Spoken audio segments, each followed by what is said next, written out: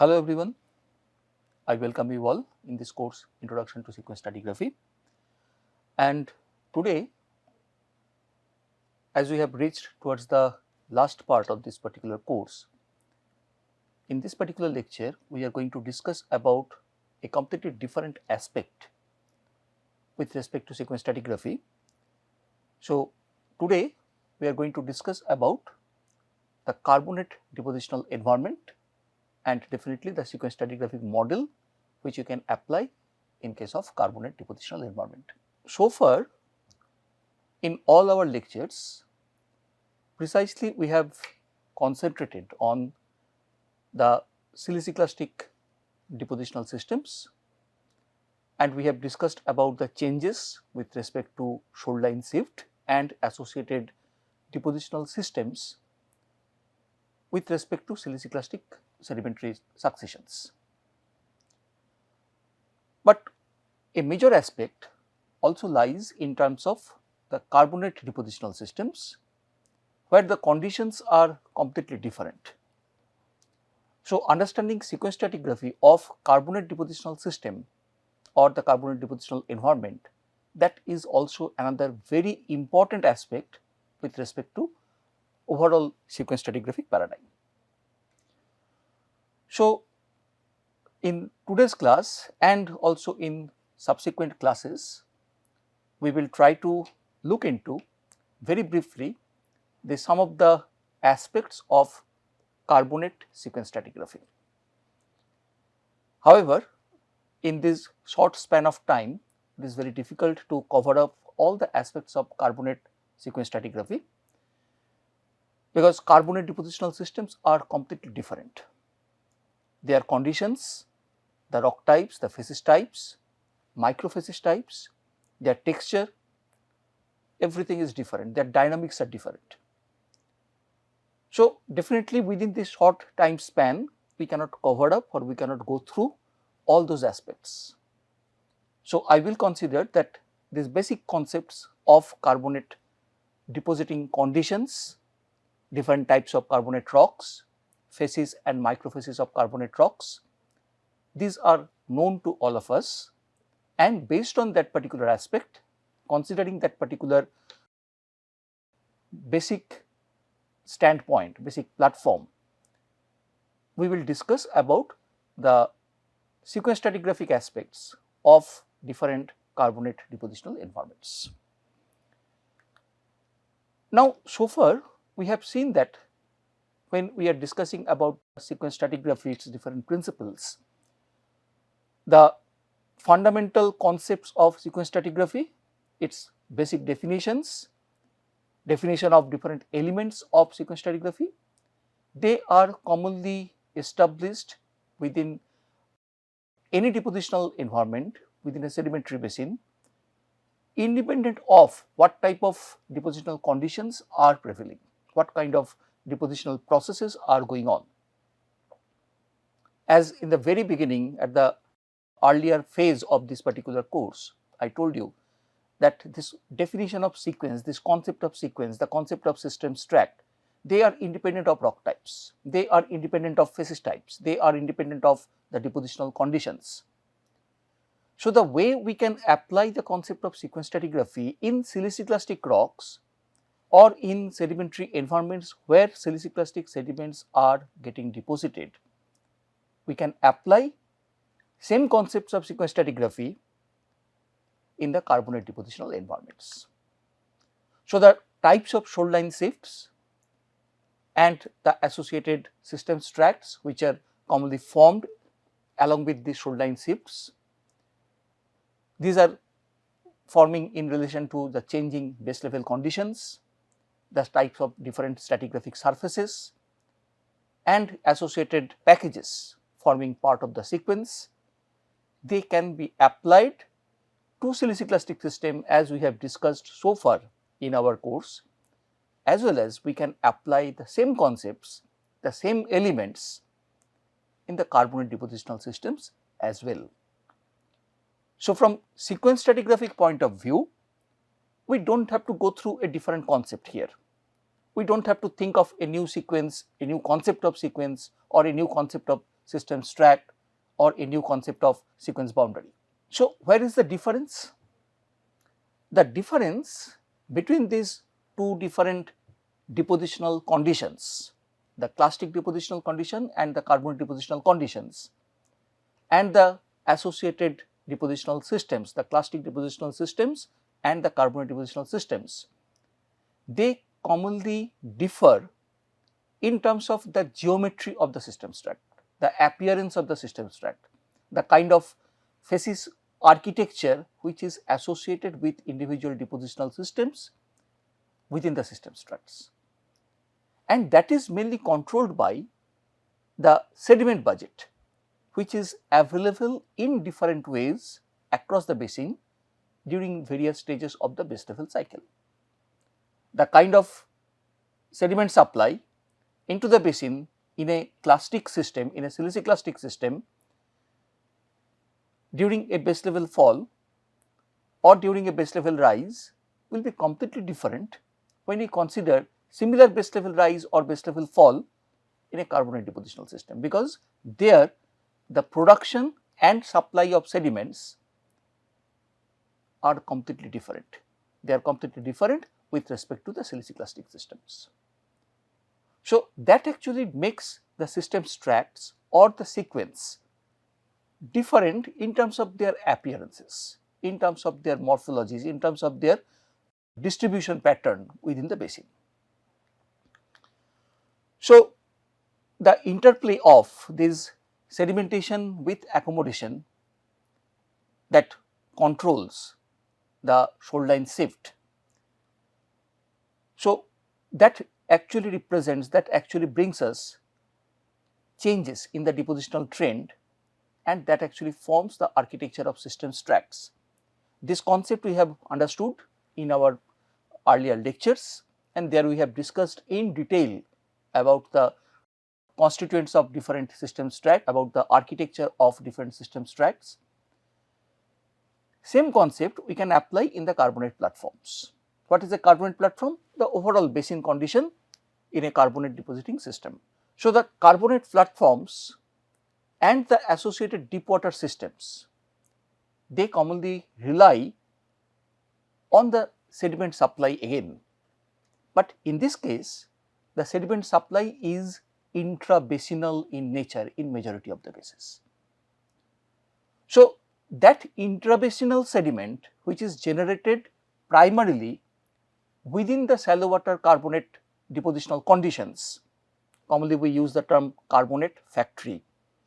So, the carbonate factory, the shallow water carbonate factory, their nature, their occurrences and their variations control the production and supply of carbonate sediments within the carbonate platform, and that actually determines what will be the depositional trend with respect to shoreline shift in the carbonate depositional conditions in the carbonate platforms. So, when we consider a pure carbonate system, when I am talking about pure carbonate system, that means where the clastic supply, say maybe river-borne sediments, maybe wind-borne sediments, so that clastic supply is almost negligible or maybe absent. So, in such pure carbonate systems, we can observe processes of aggradation, and that aggradation is commonly based entirely on the chemical or biochemical precipitation of carbonate sediments which are forming within the basin and deposited within the basin itself. So, those areas are the carbonate factories where this kind of chemical or biochemical production of carbonate is going on under certain limiting conditions, under certain controlling factors. So, what are those main factors? The major factors that control the marine carbonate precipitations? There are several factors. The most common one, irrespective of the basins, irrespective of the depositional conditions, the most common factors which are required are: number one is availability of light within water.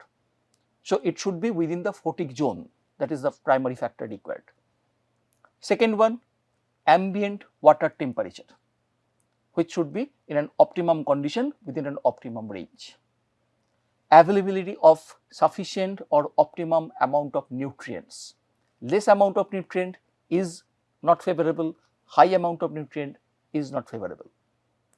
Salinity is a major factor, salinity of the seawater, and that actually controls that what is the amount of carbonate available in the water. So, what is the carbonate saturation in the seawater and what is the nature of the substrate. So, these factors, these are some of the major factors which controls the nature of carbonate precipitation in the marine depositional systems. So, where this kind of processes are going on, we call them as the carbonate factories. So, this kind of models of carbonate factories, they provides a subdivision of the marine carbonate sediment production systems, which is commonly based on the style of or the nature of carbonate precipitation. So, whenever this kind of carbonate precipitation is going on in one area in the marine basin, some of these factors are controlling that process, and when we have optimum assemblage of all these processes together, we get the carbonate precipitation in the marine depositional environment. So, what are carbonate factories? If I want to understand in a more structured way, what is a carbonate factory? A carbonate factory can be defined as a common geological environment or a common condition within the basin where carbonate sediments are produced. So, when this kind of carbonate sedimentation or carbonate production is going on, these areas, these carbonate factories can involve the precipitation of carbonate minerals from the seawater, or we can get accumulation of carbonate materials on the skeletal remains of the organisms, or maybe in the hard part of carbonate cell bearing organisms. So, there we get accumulation of the skeletal materials or the cell materials. So, in that way carbonate production and its precipitation goes on in a carbonate factory. So, when this kind of accumulation of the skeletal remains of organisms is going on, definitely we can get some kind of rock body, say for example some bioclastic limestone. Whereas, when it is a pure precipitation, complete precipitation, there we get more mud like material or maybe more laminated materials, where the organic activities, organic interventions are less. So, based on these mutual intervention, mutual interference and the major depositional controls, we can have several types of carbonate factories in nature. So, in this kind of carbonate factories, what are the key components that we expect? Number one, what is the broad sedimentary environment? That means where it is happening, where it is forming. So, somewhere it may be in the shallow marine part of the basin. That shallow marine part may be a part of the photic zone, illuminated sea floor. That area should have abundant organisms, say for example maybe some algae, maybe some corals, maybe some planktic materials. So, some organisms should be present which help in the carbonate production or carbonate precipitation, and these two will help in the precipitation process through some crystallization process, through some skeletal growth, etc. So, in a carbonate factory we can expect all these factors, all these parameters to be fulfilled. So, commonly we can identify 5 different types of carbonate factories in marine carbonate depositional environments or marine carbonate platforms. So, what are these 5 different factories? Definitely I will not go into detail of this part, because in this course we do not have that much of scope of going into the detail of these aspects. But very briefly we can just go through the names. So, the first one is the mud mount or the microbial type, where commonly we get precipitation through abiotic processes, that means biological influence is negligible, or there may be some biotic influence and that is commonly part of the biotically induced. So, either of these two can produce a mud mound or a microbial type of deposition, and commonly we call them as M factory. So, this is abbreviated as the M factory. Next one is the biotic, dominated by biotic activities, biotic influence, and within that we can have three major types. One where we get dominantly planktic materials, either autotrophic or heterotrophic. They are dominantly present and they are actually the key factor for the production and deposition of carbonate materials, and accordingly we call them as the planktic factory or the P factory.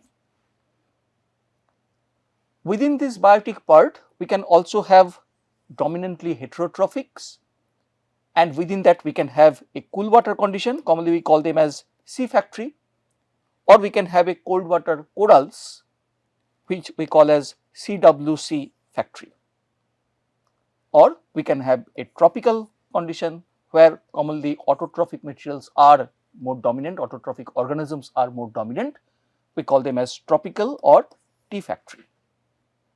So, dominantly 5 different types of carbonate factories are commonly identified within the marine environments: M factory, C factory, T factory, P factory and CWC. These are the 5 different carbonate factories. Definitely in this course I will not go into the detail of these individual carbonate factories, what are the parameters, what are the control factors, what are the conditions required. So, those discussions I will not go into in this particular course. Definitely I will show you some reference material at the end which you can go through for further reading on this particular topic.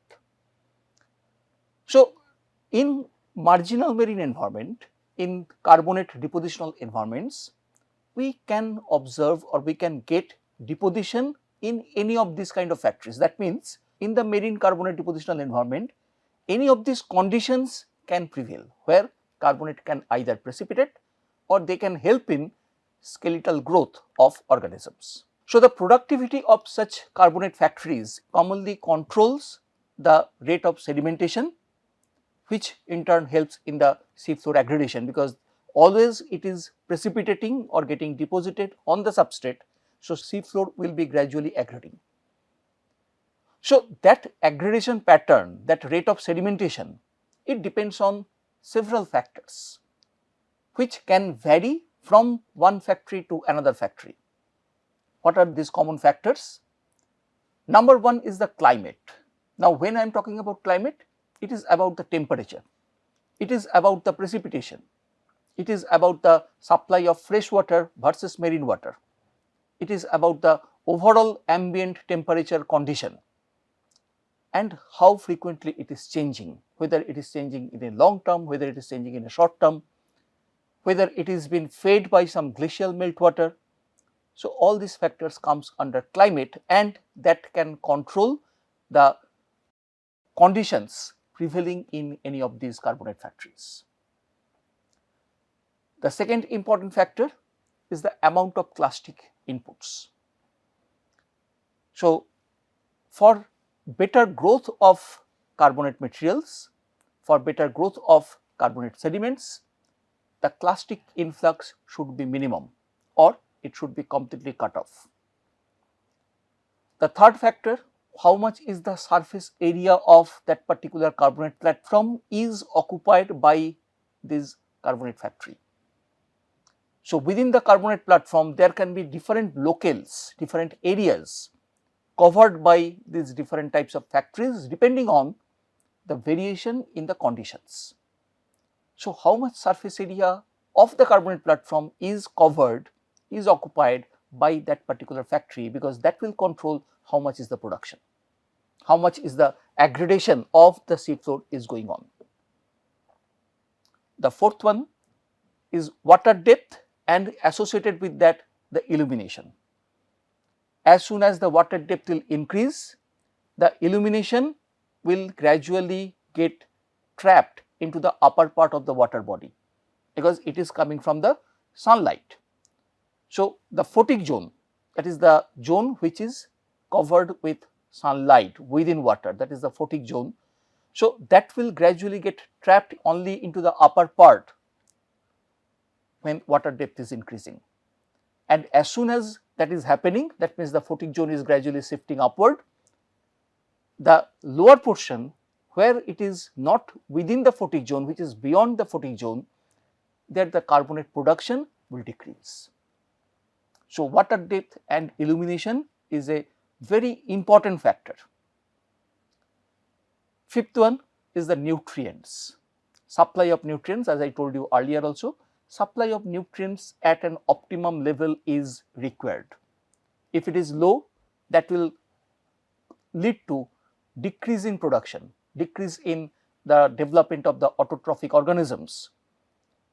Whereas, if there is a bloom of nutrients, high amount of supply of nutrients, that is also derogatory, that is also not supportive or helpful for carbonate factories. And the final one is the salinity and the rate of base level change.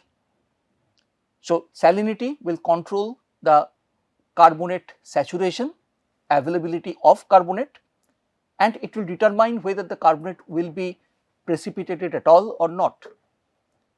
And the rate of base level change, that will control whether the carbonate production will go on, whether the depositional conditions, the factories are within the photic zone or not, whether the carbonate production is going on at par with the base level rise or base level fall. So, all these factors will be controlled by the base level changes. So, these are the common factors irrespective of the basin, irrespective of the particular depositional or carbonate factory. These are the common factors which control the deposition or rate of deposition and aggradation of carbonate materials onto the sea floor. Now, if I look into some site specific controls apart from these major controls, which can further modify or further control the depositional conditions in these different carbonate factories. So, those site specific controls can be, for example, local ocean currents, because ocean currents can lead to change in water depth, that can lead to change in salinity, that can lead to change in nutrient supply, that can lead to change in clastic flux.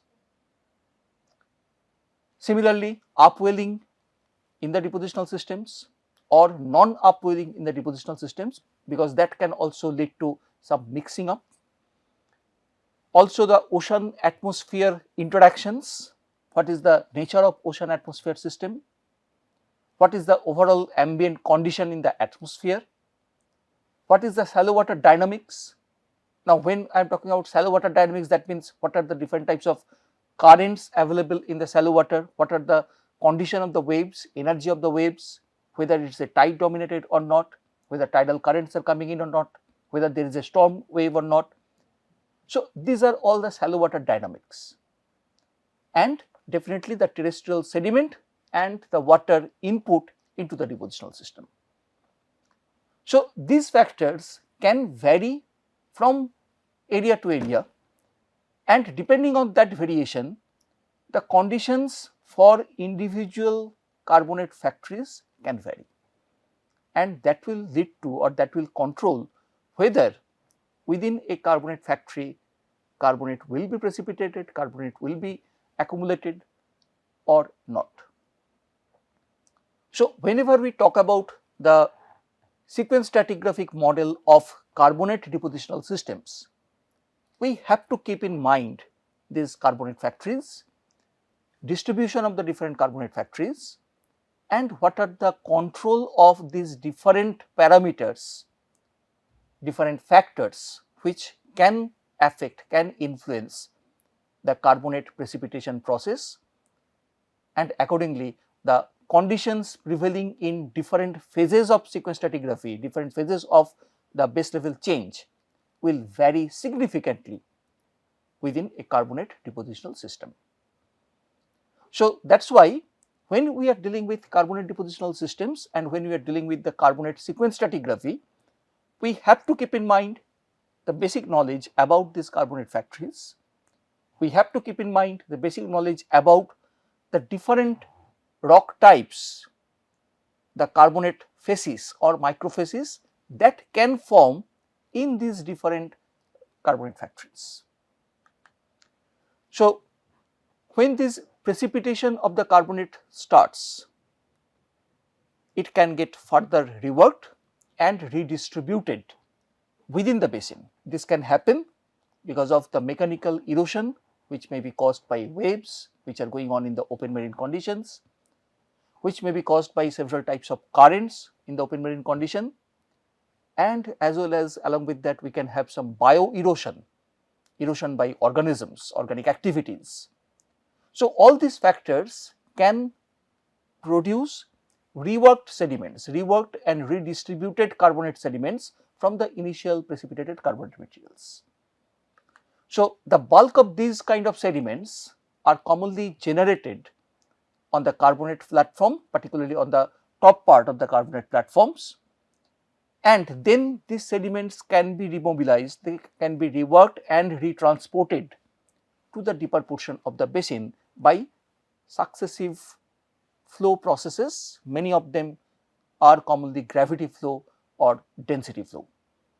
Many times such gravity flows or such kind of down dip transportations of the sediment water mixture are triggered by frequent storm surges. So, that kind of transportation reworking is very common in carbonate depositional environment. So, we get the primary depositional in relatively shallower part, particularly within the photic zone, which comes within the carbonate platform area, and then it can be transported further down into the deeper portion and there it can get deposited. But definitely it should be deposited above the CCD, above the carbonate compensation depth, because if it goes beyond the CCD, then carbonate will be dissolved. So, the sediment supply is one of the key factor that we have to keep in our mind for understanding the sequence stratigraphic model, for understanding the distribution of different systems tracked within a sequence in carbonate sequence stratigraphy. Because in case of carbonate depositional systems, this sediment supply is one of the key factor, one of the primary element which controls that what will be the architecture of individual systems tract. So, in that particular point, it varies significantly from ideal or kind of clastic sequence stratigraphic framework. So, in case of clastic sequence, clastic basins, what we get is as soon as more and more sediments are coming up, the sequence will gradually build up. So, it is entirely based on how much sediment is coming in, and if there is a supply of sediments, it will get accumulated in the deeper part of the basin. But in the carbonate system, it is not exactly like that. So, it is almost in a different way.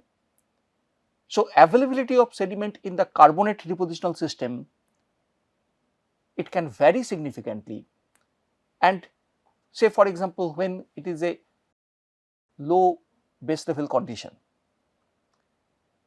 in that condition in the clastic basins we have seen that there will be lot of supply of sediments.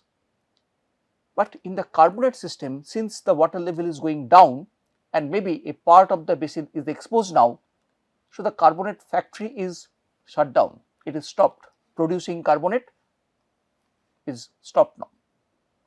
So, when the carbonate production has stopped, definitely its supply towards the deeper basinal part or towards the self part will be stopped. So, this is one example how the clastic systems and the carbonate systems, they vary. So, when we apply the concept of sequence stratigraphy in carbonate system, we have to keep this factor in mind, that when the carbonate factory will be active, what are the conditions required, and when the carbonate factory is active, only then sediment is supplied, and accordingly we will get a system stack developed. So, deep water clastic deposits in the clastic system that we have already seen, that they get maximum supply of sediments, the maximum extent of growth of the delta in the deep marine part that forms during the low stand phase, because at that time only we get the formation of low stand self edge delta, or maybe just before that we get the successive accumulation of high density turbidites in the deep marine part, which forms during the late phase of force regression in clastic depositional system. So, during this phase in the clastic system, huge amount of terrigenous sediments, they are delivered very efficiently, very effectively across the entire exposed self area, which is now a part of the subaerial unconformity, and they are transferred, they are delivered to the self edge. Whereas, if I look into the aggradation pattern in a carbonate depositional system, we can expect the maximum amount of aggradation during the high stand condition, because during the high stand water level is higher, and with this high stand condition we get higher production of carbonate materials in the carbonate factories, and when you have higher production of carbonate materials, they will be supplied in more amount into the deep basinal part. So, continental shelf is more productive. Commonly we call this particular process as the high stand shedding.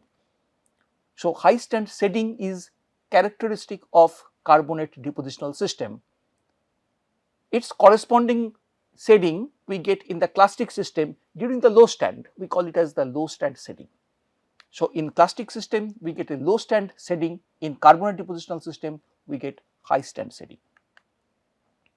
So, this opposite response of carbonate systems and the clastic depositional systems with respect to the base level change is just because of the variation in terms of the source of the sediments, from where the sediments are coming up or what is the nature of the sediments. In carbonates, these are all intrabasinal in origin, whereas for the clastics they are all extrabasinal in origin. So, this particular factor where the sediments are produced, where the sediments are derived and transported, that makes the entire story different for the carbonate system and the clastic system. In addition to that, the response of the carbonate platforms to the changes in the base level, it also depends on their geometry and their relation to the basin margins. So, carbonate rams, if I take one example as carbonate ram. Now, what is the carbonate ram? I will tell you. So, the carbonate platform, the shallow area, that can have different morphologies, that can have different appearances. So, we can get a carbonate ramp, we can get a carbonate shelf. Now, that shelf can be again of different types. For example, it can be unrimmed shelf, that can be rimmed shelf, that can be an isolated platform. So, there are several types. So, when we talk about the carbonate ramps, which can be considered as very much equivalent to the continental shelves, their depositional pattern also matches to some extent.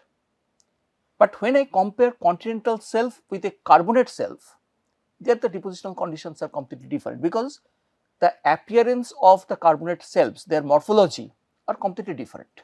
In carbonate shelves, we commonly get a very flat top, which is suddenly terminated with respect to some steep slopes, and often they can have very high relief. So, definitely the depositional conditions in a carbonate shelf will be different with respect to a clastic shelf, which is almost like a gently gradient flat area. Continental shelves in clastic conditions are nearly similar in terms of carbonate ramps. So, what are the different types of carbonate platforms? Again, very briefly, I will not go into the detail of this part again. So, there are different types of carbonate platforms. Number one is a ramp. So, what is a ramp? Ramp is simply a very gently sloping area, part of the platform, uniformly sloping, this is the sea level. So, this is the substrate, this is called as a ramp. We can have a rimmed shelf. So, what is a rimmed shelf? Now, this is the shelf, this is the part of the carbonate platform which is called as a shelf. Now, this part is kind of a shelf, but having a rim at the end, having a barrier at the end, which is commonly a reef, very commonly which is a reef. So, if this is the coastline, so this is the water level and this is the water level. So, this area is exposed or very near to exposure. So, this is called as a rim, which is separating the open marine condition and this barrier area or this protected area. So, these are called as rimmed shelf. We can have isolated platforms where maybe the shelf was going on like this, then we can have a platform formed like this. So, the sea level is going on something like this. So, these are called as isolated platforms. We can have drowned platforms. Say for example, the platform is like this where the water level is very high, significantly high water level. So, it is completely drowned now, drowned platform. And the fifth one is called as aperic platform, which is very wide but very shallow platform type conditions. So, it can be like aperic platforms like very flat. So, the water level is like this, the water depth is very low and then it comes to the shelf edge and then the depth of the water increases. So, aperic sea or aperic platform, they are very shallow but very wide. So, the area of this kind of platforms, they can vary from 10 to the power 2 to 10 to the power 3 square kilometer in terms of their areas, in terms of their length 100 to 1000 kilometers. Whereas, when I talk about the ramp or rimmed shelf or this kind of isolated platforms, their range can be 1 to 10 kilometer in terms of their width and length. So, they are little bit smaller, aperic platforms are much more bigger. So, again I will not go into the detail of each of these individual types of carbonate platforms. In our discussion on the sequence stratigraphic part, we will just discuss about the architecture of different systems tract irrespective of these individual type of platforms. In majority of the cases, we will refer to the ramp because this is more closer or this is more comparable with the siliciclastic shelf. So, we will very often we will refer to this one, the ramp, but overall discussion will be just on the carbonate platform without differentiating the individual types of platforms. So, when the sediments are supplied by the extrabasinal sources, for example, siliciclastic systems are coming in high amount, particularly in the clastic depositional systems, from any depth the sediments can accumulate if the conditions are favoring. So, if you have sufficient sediment input, that will lead to aggradation. But that is not the case for carbonate conditions, because in carbonate shelves they are commonly in antiphase with this clastic model, because in this kind of cases in the carbonate shelves the amount of carbonate sediment supplied, which are commonly intrabasinal in nature, are commonly proportional to the productivity with respect to the shallow water carbonate factory which is present near to the platform top. So, as soon as there is a lowering of the base level, this will followed by a subaerial exposure maybe of the top part of the platform, that can lead to shutdown of the carbonate factory, and once it is a shutdown, the carbonate production and its supply is stopped. On the other hand, when the base level is rising, that will generate more accommodation, that will lead to more development of the carbonate platform, that will lead to more production of carbonate in the carbonate platform. So, in addition to this, another important limiting factor for the carbonate production is the fact that the carbonate platforms will continue producing the carbonate materials, carbonate sediments up to that maximum water depth when it is within the photic zone.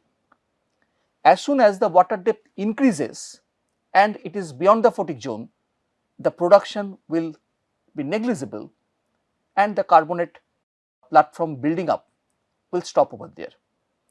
So, it is a kind of rebound of the carbonate platform, and it will start again as soon as the water depth will decrease, or the rate of production of the carbonate will be higher and it will pace up with, it will keep up or catch up the increase in the water depth, and accordingly it will maintain that photic zone, that amount of depth which is required optimally for the production of carbonate.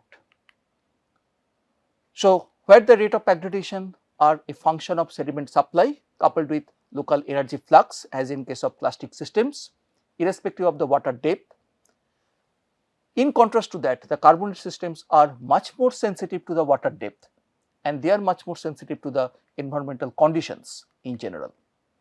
So, high stand shedding of the sediment from the shelf onto the deep water portion of the basin we can expect only during the phase of high stand, when the base level is at its highest level and the entire platform is within the photic zone, allowing the platformal carbonates to be actively produced and leading to the balance of sedimentation rate with respect to the generation of accommodation.